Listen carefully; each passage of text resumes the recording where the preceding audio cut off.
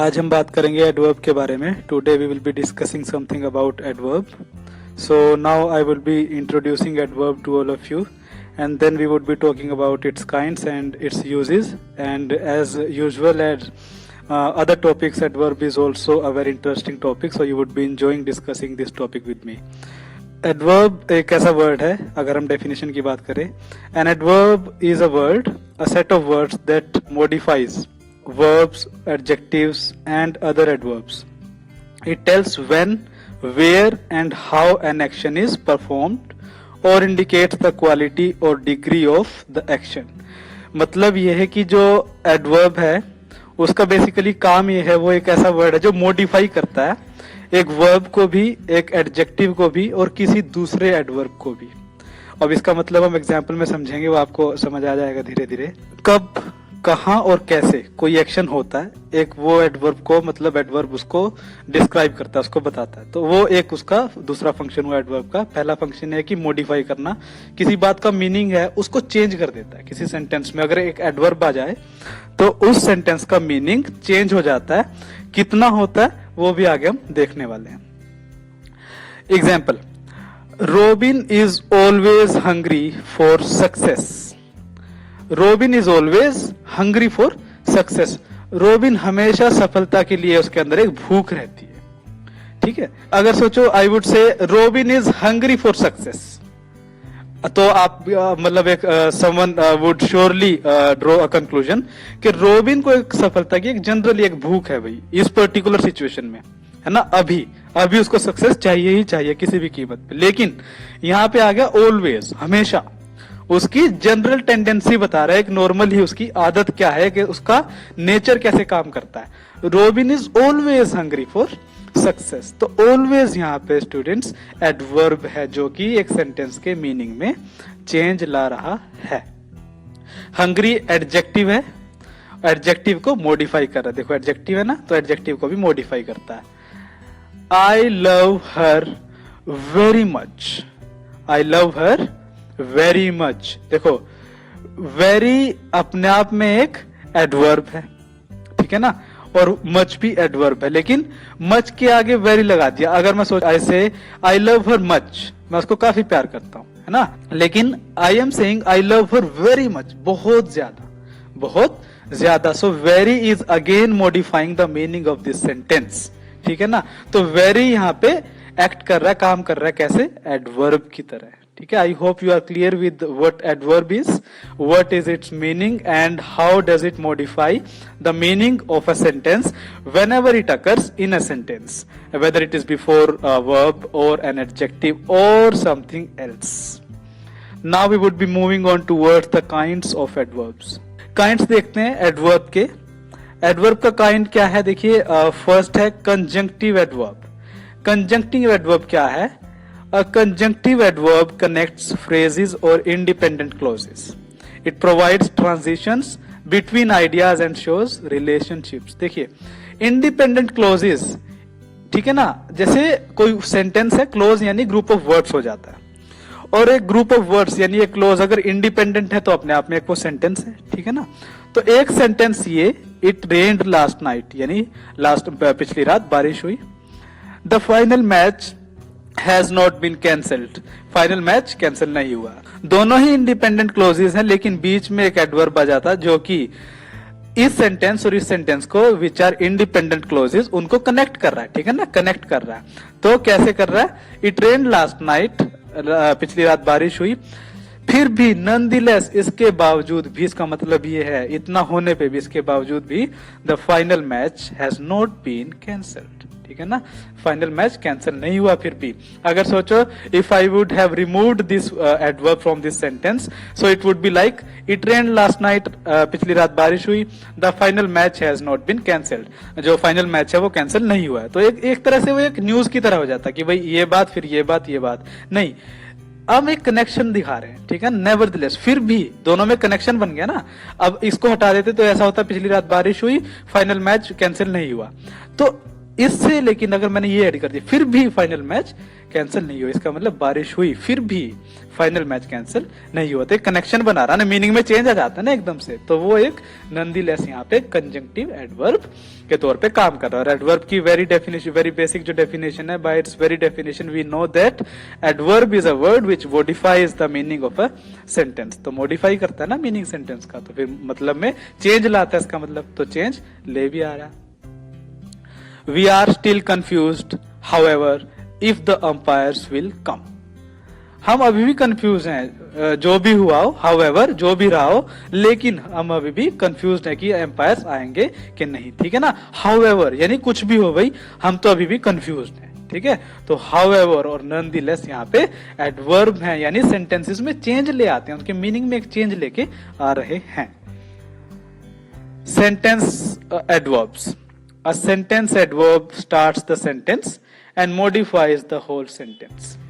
एक sentence adverb कैसे काम करता है कि भाई अपने आप से ही सेंटेंस शुरू करता है, शुरुआत में एडवर्ब आ जाता है, ठीक है, आ चुका होता है, और पूरे सेंटेंस का मीनिंग चेंज कर देता है। जैसे hopefully we will win the match, ठीक है ना, दैट वी आर होपफुल, हमें उम्मीद है कि हम मैच जीतेंगे। Suppose I would say we will win the match, हम मैच जीतेंगे, तो ये तो फिर एक तरह से हो जाता है ना कि भाई श्योर ही है, बिल्कुल है ना, 100% कि we will win the match.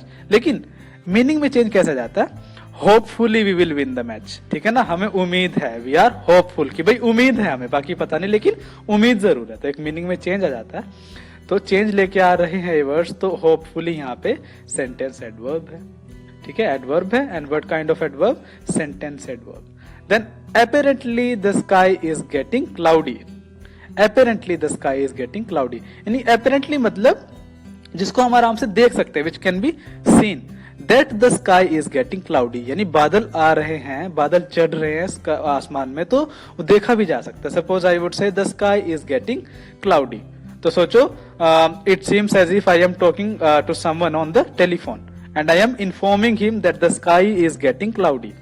तो मतलब जैसे मैं फोन पे बात कर रहा हूँ, इसको मैं सिर्फ बता रहा हूँ वैसी, और कि भाई बादल चढ़ रहे हैं आसमान में, ठीक है, तो वो तो एक सिंपल सी होगी। लेकिन अपेरेंटली उसने ऐड कर दिया, apparently the sky is getting cloudy, लेकिन देखा भी जा सकता है कि भाई you can see that the sky is getting cloudy. In the next sentence, I did not think of coming here, मैंने यहां आने का सोचा नहीं था, ठीक है। But if I add certainly I did not think of coming here, बिल्कुल ही, बिल्कुल 100% I was sure that I would not come here, okay, कि भाई मुझे पक्का पता था कि भाई मैं यहाँ नहीं आऊंगा। सर्टेनली ये बिल्कुल निश्चित तय था, दैट मैंने यहाँ आने का सोचा नहीं था, ठीक है ना। तो certainly, apparently and hopefully, so these are the words which are beginning the sentence and acting as sentence adverbs, thereby modifying the meaning of the whole sentence. Here comes adverb of time. Now adverbs of time or frequency indicate time or frequency, time or frequency. See the cursor is moving between the main words, the highlighting words of the action in the sentence.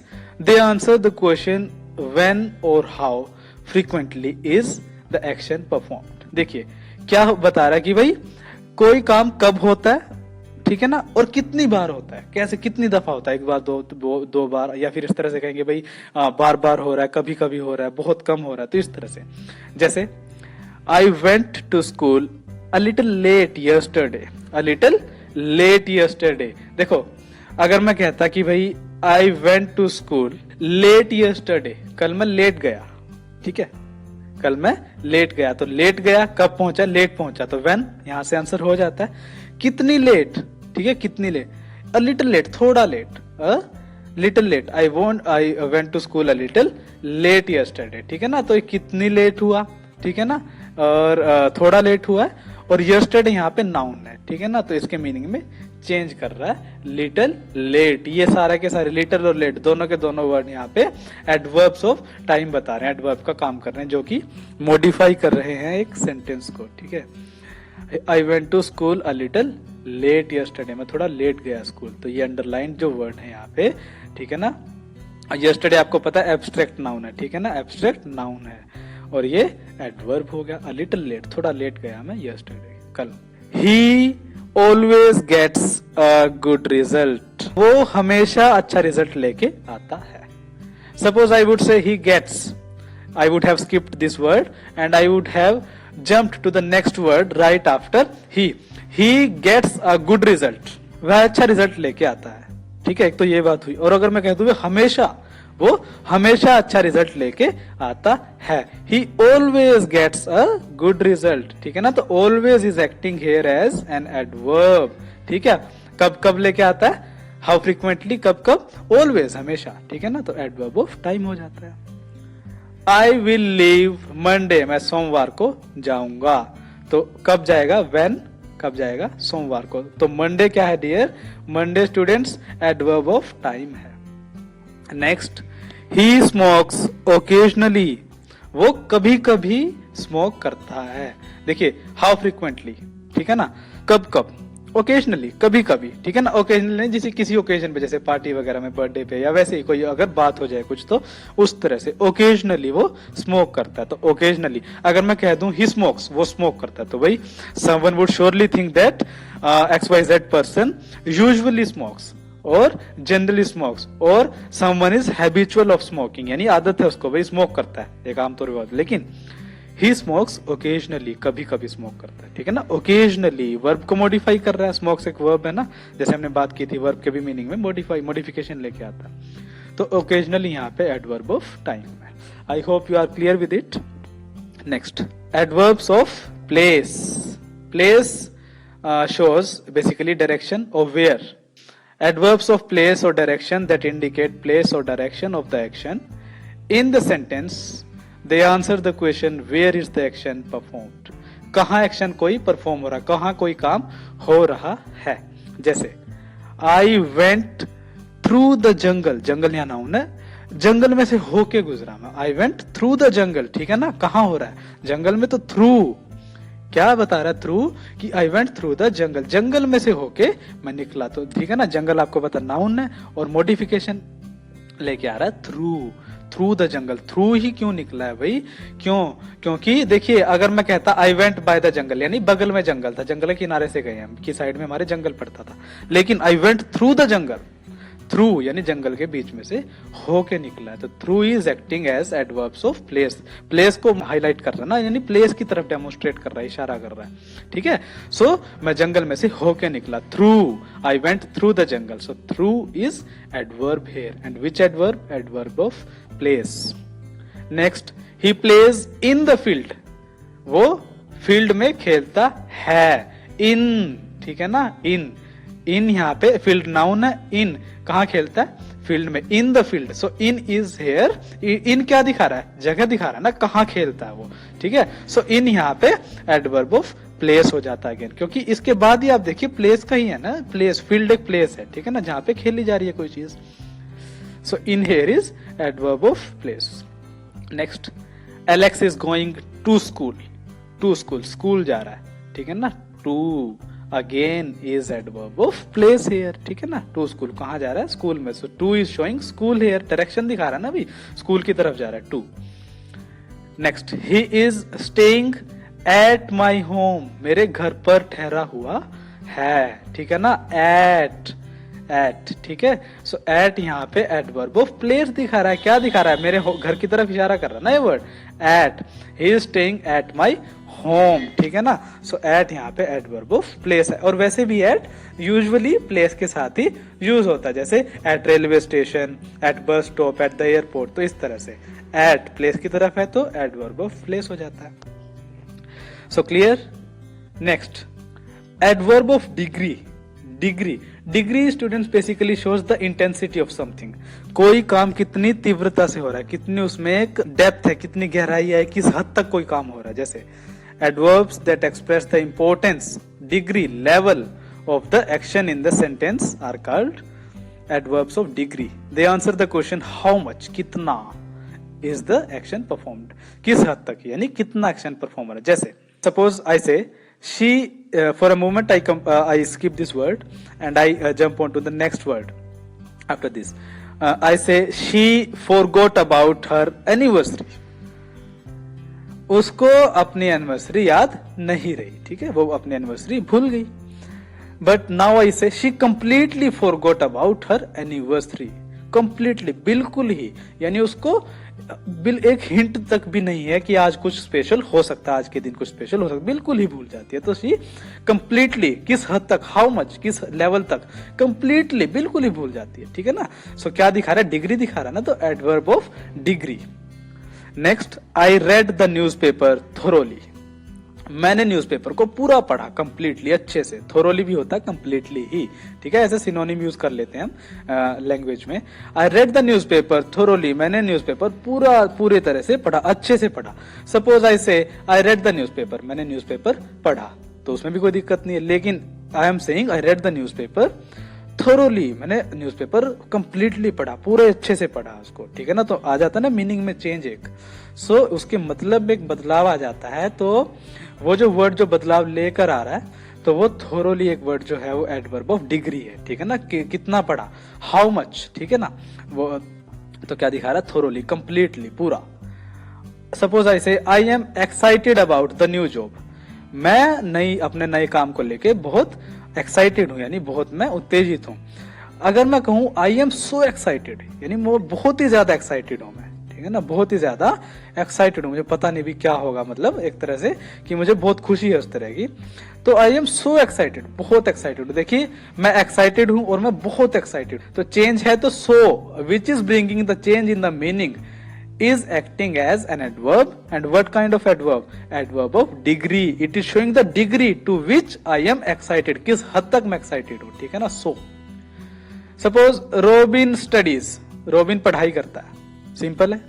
लेकिन मैं कहूं robin hardly studies, बड़ी मुश्किल से पढ़ाई करता है, यानी अब मुश्किल इसका मतलब ये नहीं कि उसको मुश्किल होती है पढ़ाई करने में, नहीं, उसको वो बहुत कम पढ़ता है, जो एक डिग्री है, बहुत ही ज्यादा कम पढ़ता है वो। रोबिन हार्डली स्टडीज, यानी बहुत कम पढ़ता है, ठीक है ना, बहुत ज्यादा कम पढ़ता है, यानी, ठीक है। एक तो होता है रोबिन स्टडीज, रोबिन पढ़ता है, लेकिन रोबिन हार्डली स्टडीज, बहुत कम पढ़ता है। तो hardly, so, thoroughly, completely, these are the words, students, which are highlighting the degree of an action, which are adverbs of degree, ठीक है ना। क्या दिखाते हैं, importance, degree, level of the action, ठीक है ना। तो डिग्री दिखा रहे हैं ना, एक लेवल दिखा रहे हैं, पूरी तरह से, कंप्लीटली, थोरोली, बहुत ज्यादा एक्साइटेड हो, बहुत कम पढ़ता है। तो ये सारी चीजें एडवर्ब्स ऑफ डिग्री हो जाती है। Last is adverb of manner. Adverb of manner, manner होता है किसी कोई काम किस ढंग से हो रहा है, ठीक है ना, किस तरह से, क्या तरीका, what is the manner of doing something. Adverbs that express the manner, approach or process of the action in the sentence are called adverbs of manner. They answer the question how is the action performed. कोई काम कैसे हो रहा है। देखिए, in the earlier sections you have learnt as to how the adverbs show how much something is done, कोई काम कितना हो रहा है, to what extent, to what degree, कोई काम किस हद तक हो रहा है, what is the level of the action performed, and when or where the action is performed. Now we would be learning about how is that action performed, कोई काम हो कैसे रहा है। जैसे let us divide the prizes equally, हम क्या करते हैं भाई, प्राइजेस को, इनाम जो हमें मिले, इक्वली डिवाइड करते हैं, बराबर आपस में बांट लेते हैं, ठीक है ना। Suppose I skip this word equally and I read out the sentence as let's divide the prizes. हम प्राइजेस को डिवाइड कर लेते हैं, इनाम जो मिले हैं उसको डिवाइड कर लेते हैं, उसमें भी कोई दिक्कत नहीं है। लेकिन अभी यहाँ पे वर्ड आया इक्वली, ठीक है ना। Let's divide the prizes equally, divide तो करेंगे हम, लेकिन इक्वली कैसे करेंगे, इक्वली, बराबर डिवाइड करेंगे, ठीक है ना। तो ले आया ये चेंज एक मीनिंग में। तो equally is bringing a change in the meaning which is bringing a modification, of course. So this word is bringing the modification, hereby it is acting as an adverb. And what kind of adverb it is acting here? It is acting as an adverb of manner. किस ढंग से कोई काम, adverb, बराबर, ठीक है ना, equally. हम डिवाइड तो करेंगे प्राइस, उसमें भी कोई दिक्कत नहीं, वो भी सेंटेंस मीनिंगफुल ही होता, लेकिन इक्वली आ जाता है तो वो मीनिंग में चेंज आ जाता है। मीनिंगफुल अब भी है लेकिन मीनिंग में चेंज आ जाता है। It has brought change in the meaning of the sentence, ठीक है ना। हम डिवाइड करते हैं प्राइसेस को इक्वली, बराबर, ठीक है ना, इक्वली, कैसे, इक्वली, बराबर। तो कैसे कोई काम हो रहा है, इक्वली, बराबर डिवाइड कर रहे हैं हम, तो एडवर्ब ऑफ मैनर, किस ढंग से डिवाइड कर रहे हैं। Please handle the camera carefully, camera को ध्यान से हैंडल करो भाई, ठीक ठीक है, ध्यान से, केयरफुली। कैसे करना है, हाउ, कैसे करना है, ध्यान से, केयरफुली, अगेन किस ढंग से, ध्यान से, ठीक है ना, कैसे करना है, ध्यान से। सो एडवर्ब ऑफ मैनर, ठीक है। अब इसमें भी कोई प्रॉब्लम नहीं थी, हैंडल द कैमरा, तो उसमें भी कोई दिक्कत नहीं, भाई कैमरा हैंडल कर लो, लेकिन हैंडल द कैमरा केयरफुली, कैसे करना है हैंडल करना कैमरा केयरफुली, ठीक है। तो carefully here is acting as adverb of manner. Mike which is the name of a person, वो माइक नहीं है जिसपे बोला जाता है बेसिकली, ये किसी नाउन का नाम है, किसी पर्सन का नाम है, व्यक्ति का नाम है। Mike is working slowly, Mike is working slowly, बहुत ही धीरे धीरे, कैसे, धीरे धीरे वर्क कर रहा है। आप सपोज आई से माइक इज वर्किंग, इस कर्सर को आप for a moment full stop की तरह मान लीजिए, माइक इज वर्किंग, तो उसमें भी कोई प्रॉब्लम नहीं होती, there would be no problem in saying Mike is working, क्योंकि माइक वर्क कर रहा है तो उसमें भी कोई दिक्कत नहीं है, मीनिंग है, लेकिन मीनिंग है अब भी, और मीनिंग में लेकिन चेंज आ जाता है स्लोली से। माइक वर्क तो कर रहा है लेकिन कैसे कर रहा है, हाउ, स्लोली, धीरे धीरे, ठीक है ना। तो इस तरह से हम कह सकते हैं कि these are the words in the next sentence. He is running fast, वो तेज दौड़ रहा है, कैसे दौड़ रहा है, तेज। ही इज रनिंग, इसमें भी कोई प्रॉब्लम नहीं थी, वो दौड़ रहा है, लेकिन अब मीनिंग में चेंज आ जाता है, ठीक है ना, मॉडिफिकेशन लेके आता है। तो मैं बार बार इसी डेफिनेशन को रिपीट कर रहा हूं, so that you are well versed with the definition of this term, इस वर्ड की जो डेफिनेशन उसको आपको अच्छे से याद हो जाए, कि आप पता चल जाए और समझ भी आ जाए वो इस तरह से, so that you are clear with this term and the definition of this term, okay. तो बार बार इसीलिए इसको रिपीट किया जा रहा है। ही इज रनिंग फास्ट, वो तेज दौड़ रहा है, कैसे दौड़ रहा है, तेज। So equally, carefully, slowly, fast, these are the words which are showing as to how an action is performed, बराबर, ध्यान से, कैसे, ध्यान से, slowly, धीरे धीरे, fast, तेज, तो ये adverb of manner हो जाते हैं। So by now I hope that you are clear with what adverb is, what kinds of adverbs are there, and how we use those adverbs, be it is adverb of manner, be it is adverb of place, be it is adverb of frequency, be it is adverb, conjunctive adverb, or some other adverb, okay. So now I am sure that I have been able to convey what I was trying to convey in the beginning of this session, and I hope you are clear with it now, okay. तो आप इसको अच्छे से कर पाओगे, you have got a hint as to how to use all these things in the language. So thank you very much.